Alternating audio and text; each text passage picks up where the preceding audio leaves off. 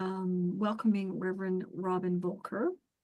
And I'll just tell you a little bit about her talk today. The Gift of the Littlest Angel is a touching old-fashioned Christmas story where we see ourselves in the characters and learn how love inside of each of us is the best gift of all.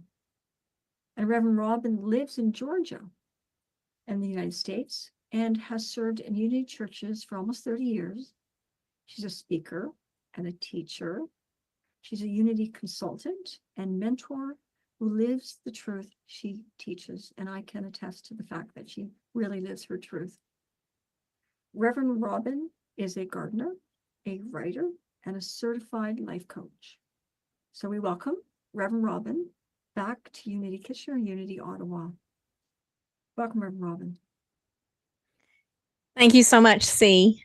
And happy holidays to you at Unity of Ottawa and Unity of Kitchener on this December 15th, 2024, the Advent Sunday of Love. It's my honor and privilege to be with you. Today, I would like to tell you the story of the Littlest Angel, written by Charles Tazwell. I was introduced to this beautiful story by my dear mentor, Reverend Shay St. John, who left the planet in 2008. This is a traditional Christmas story using traditional language and symbolism of God. I hope that you enjoy the story, and before I conclude, I will help you translate the story to have deep metaphysical meaning for you.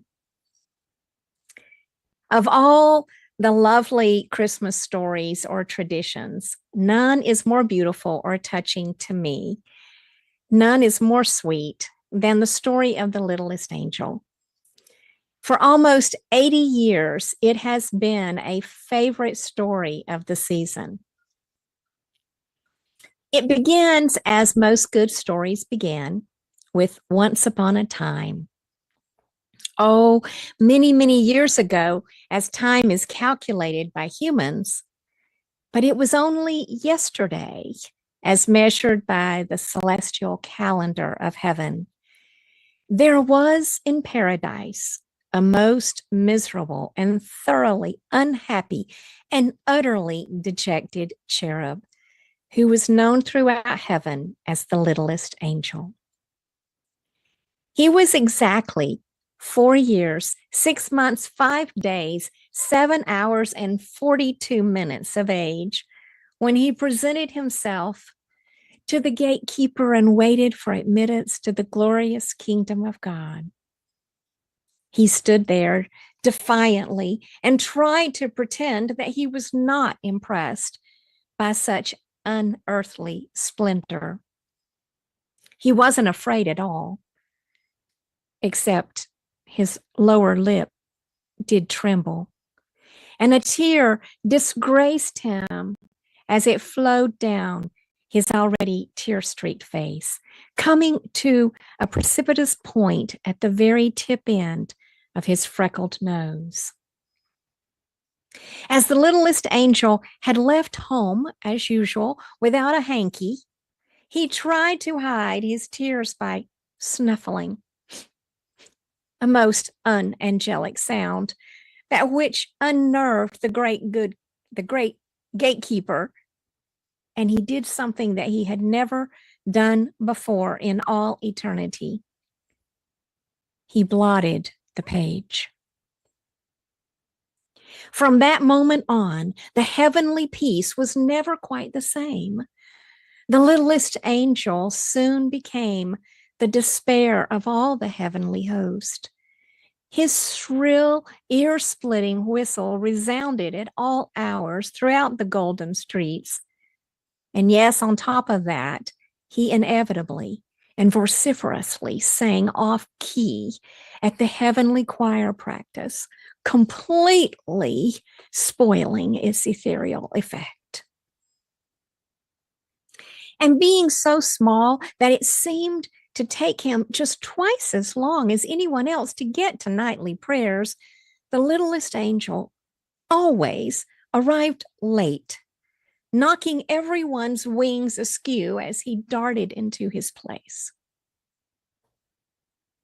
What was worse, the littlest angel didn't even look like an angel. His halo was permanently tarnished where he held it with one hot, grubby little hand when he ran. And he was always running.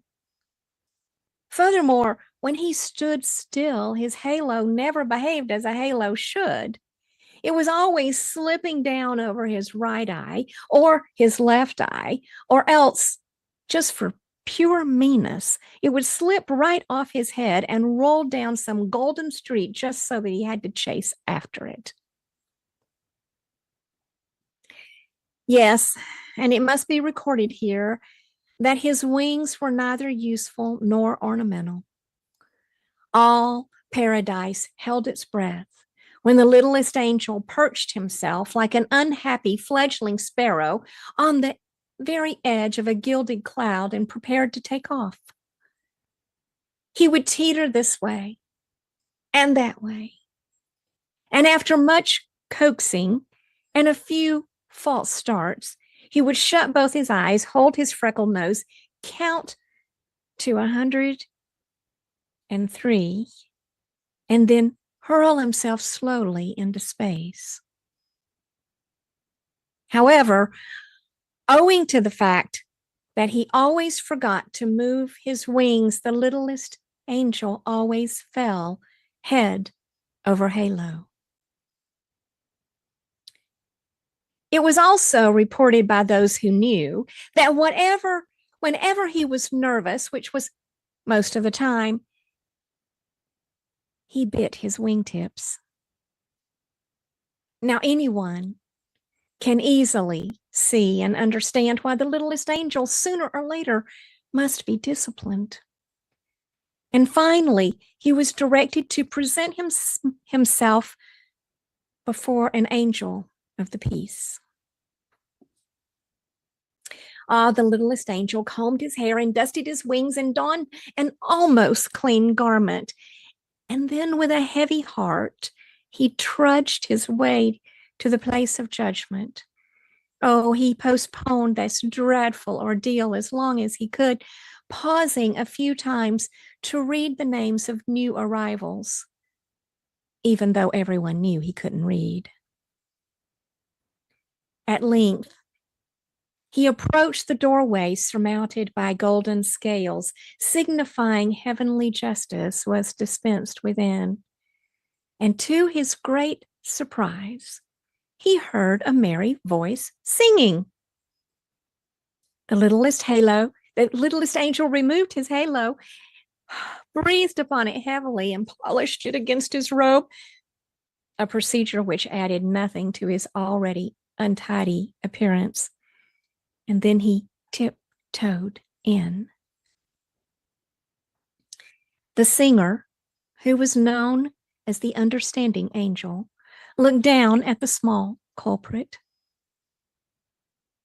And the littlest angel instantly tried to make himself invisible by the ingenious process of withdrawing his head into the collar of his garment, making himself appear much as a turtle.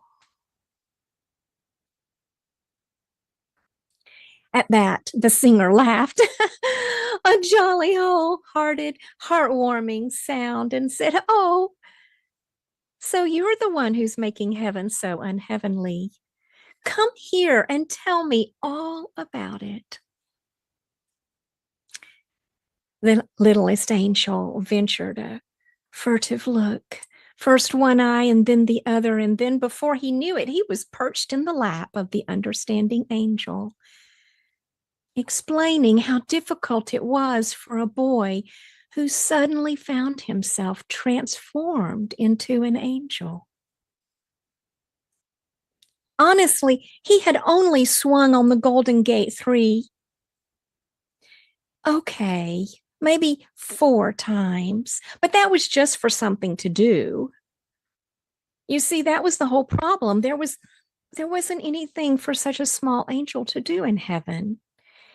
And besides, he was just plain homesick.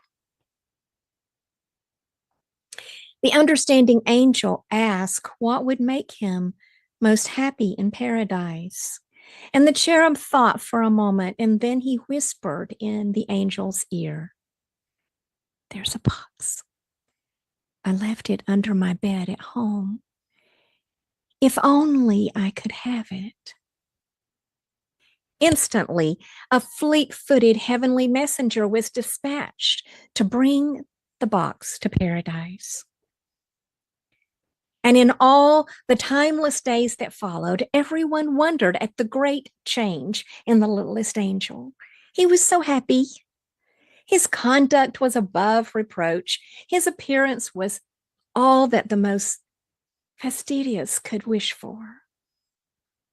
And on excursions to the Elysian fields, it would be said, and truly it was said, that he flew like an angel. As time would pass, the days arrived when Jesus would be born of Mary. And oh, the angels and the archangels and the seraphim and the cherubim and the gatekeeper and the wing maker and oh yes, the halo smith, they all set aside their usual task to prepare their gifts for the infant. The littlest angel sat on the golden stairs and awaited inspiration. What could he give? He felt so little. He really didn't know how to do anything. He dreamed of composing a hymn of adoration, but alas, he was woefully wanting in musical talent. He grew tremendously excited over writing a prayer that would live in the hearts forever of all the people, but he was lamentably lacking in rhetoric skill. So what could a small angel give the holy infant? As the miracle grew near, he at last decided on a gift, and he became determined. And on that day of days, he proudly brought it from its hiding place behind the cloud. And humbly, with downcast eyes, he placed it before the throne of God. It was a small, rough, hewn box. And inside it were wonderful things that even the Christ child would treasure. This small, rough box lying among all of those other glorious gifts from all the angels of paradise. And suddenly the littlest angel looked at those gifts and he knew that his gift was highly irreverent. And he wished that he could reclaim his shabby gift because it was ugly. It was worthless. If only he could go and hide from the sight of God before this thing was noticed. But it was too late. God moved over those shining array of gifts, and then his hand paused and dropped, and it came to rest on the lowly gift of the littlest angel. Oh, the littlest angel, it trembled as the box was opened. What was his gift to the blessed child, you may ask? A butterfly with golden wings he had captured one bright sunny day. A sky blue egg from the bird's nest in the olive tree that shaded his mother's kitchen door. 2 white stones found on the muddy riverbank, and a limp, tooth-barked leather strap, a collar worn by his mongrel dog, who had died as he had lived, in absolute love and infinite devotion. The poor little angel wept hot and bitter tears of shame and tried to run and hide from the Heavenly Father, but he stumbled and fell with a horrible wail and a clatter of halo, rolling into a ball of misery at the foot of the heavenly throne. There was an ominous and dreadful silence in the celestial city, save for the broken-hearted sobbing of the littlest angel. And suddenly the voice of God, like divine music, swelled throughout paradise, saying, "Of all the gifts from all the angels, I find this small box pleases me most. Its contents are of earth and of humans, and my son will be born king of both. These are the things that he too will know and love and cherish.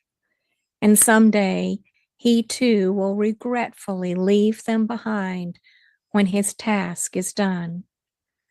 I accept this gift in the name of the Christ child born this night of Mary in the city of Bethlehem." There was a breathless pause, and then the rough, unsightly box of the littlest angel began to glow with a bright, unearthly light, and it became so brilliant it blinded the eyes of the other angels, and none but the littlest angel saw it rise from its place. Only he watched as it shed its clear white light over the stable where a child had just been born. The lowly gift of the littlest angel had become what all people would call forever the shining star of Bethlehem.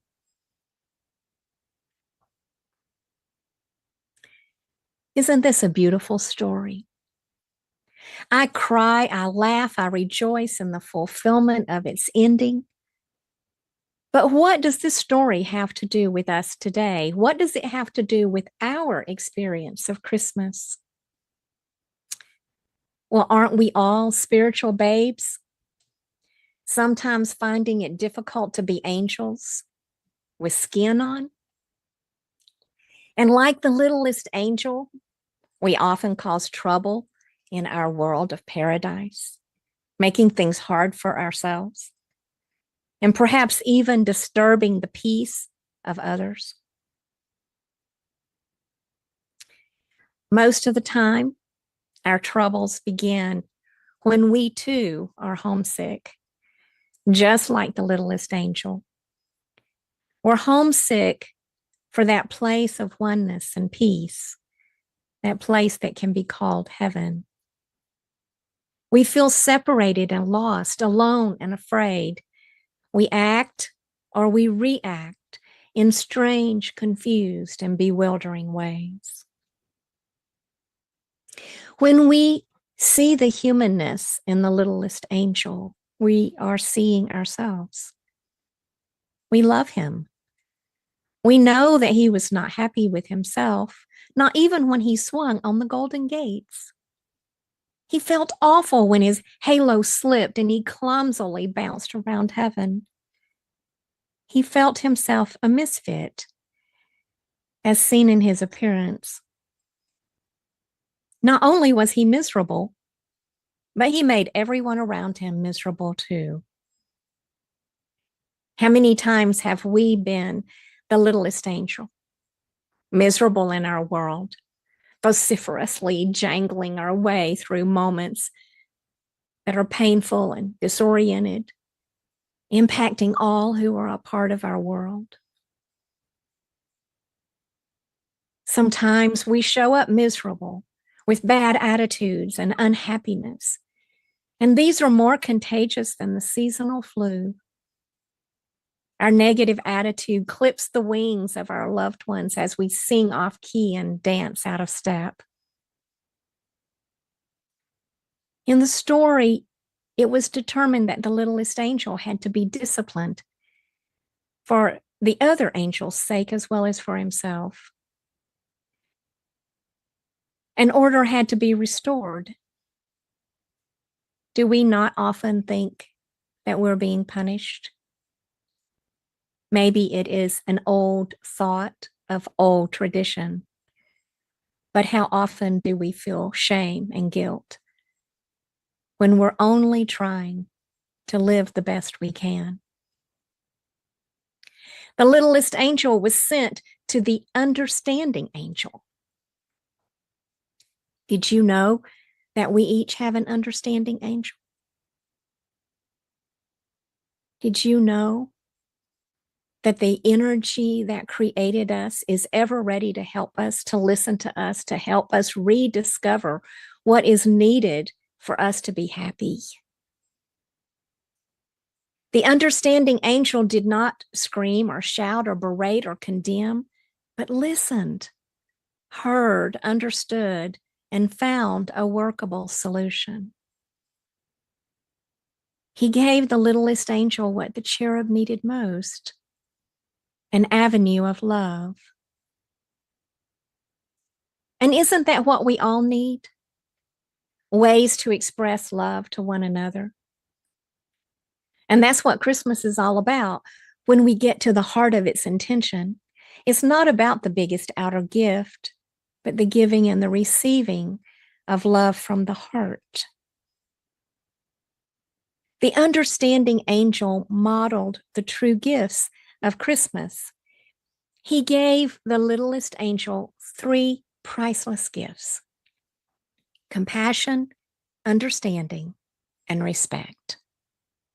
Compassion, understanding, and respect. And then the littlest angel became a model angel. These same gifts are ours for the taking from our spiritual creator. God gives to us freely and lavishly and abundantly. And how do we give back to God? We give to God through our time, our prayers, listening to others as an understanding angel, giving respect, offering compassion, having a cheerful disposition, sharing materially as we have and spiritually as we're guided. And when it came time to give to the Christ child, the littlest angel had nothing to give. But then he chose to give his greatest treasure. This Advent season, what will you give the emerging Christ child in you? What is your greatest treasure? How do you see its value? It doesn't matter how the outer world sees the value of the gift, the purity of your intentions, the honesty of your actions. These are the qualities that matter to God. That gift then becomes a great light in the world. The littlest angel gave all he had. From Scripture, we are told, with what measure we give, we also receive. If we hold back, we block the flow of God through us. Instead, our goal is to be doers of the word, way showers of the light, elder brothers and sisters walking the path of love. So let us take time to take these ideas into a few moments of reflection and meditation.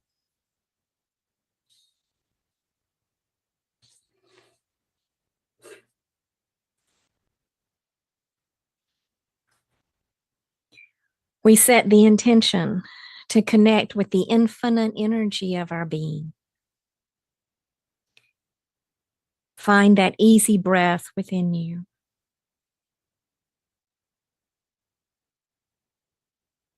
Be fully present right here, right now. Allow your mind to cease its thoughts as you focus on your breath.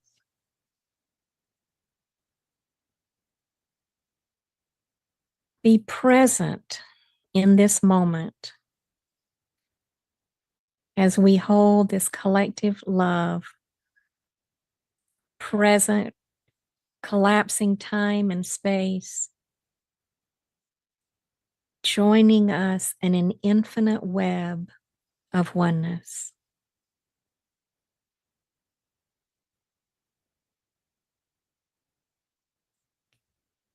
This morning, the invitation is to open your heart to receive more love.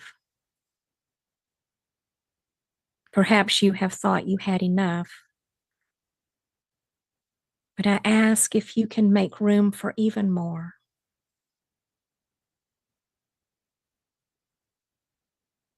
As you feel your heart beat within your chest, can you imagine that every beat is a vibration that sends the love that you carry to everyone present in this virtual room and to everyone who might see this recording later?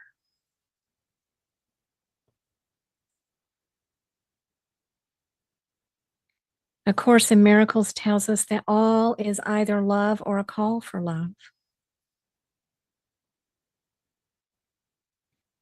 So as we recognize this energy of love that moves in and through us, see it moving out from where you are and going wherever is your wildest dream,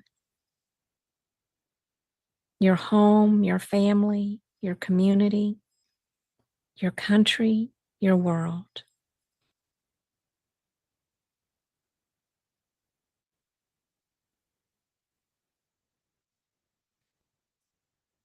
Is it possible to release any thoughts or habits that stand between you and the full expression of love? Is it possible to empty your mind of any judgment or separation, any shame or guilt, and create within you an empty space for the love of God to rush in and fill that void?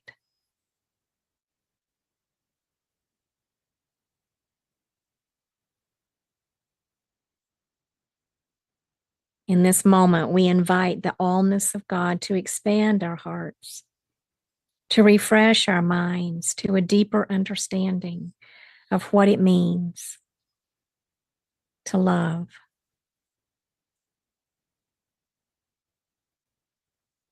We all want to be loved. So breathe in that love of God and know how valuable you are. You are a part of the infinite plan.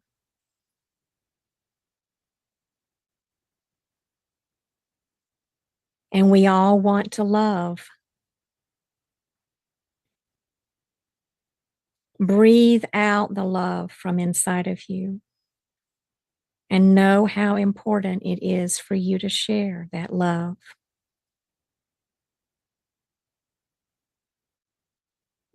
Breathe in the love of God, knowing how valuable you are. And breathe out that love as you share it with others. Let's just practice that for a few breaths. Breathing in the love of God. Breathing out that love multiplied and sending it to others.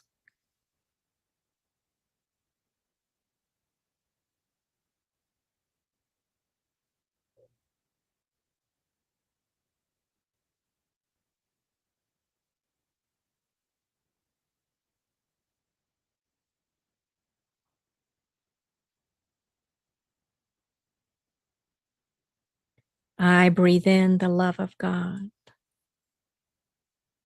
I breathe out my love.